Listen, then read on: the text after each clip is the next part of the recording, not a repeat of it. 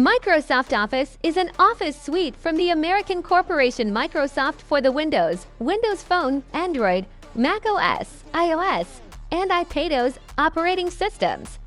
The suite includes software for working with various types of documents, such as text documents, spreadsheets, databases, and more.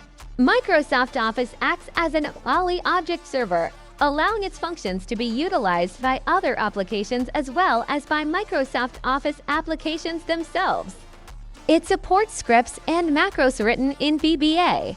In October 2022, Microsoft announced plans to retire the Office brand and rename the suite to Microsoft 365. Beginning with the rebranding of Office Online in November 2022 and individual desktop and mobile Office apps in January 2023. Later, the corporation revised its decision and released Microsoft Office 2024 in October 2024.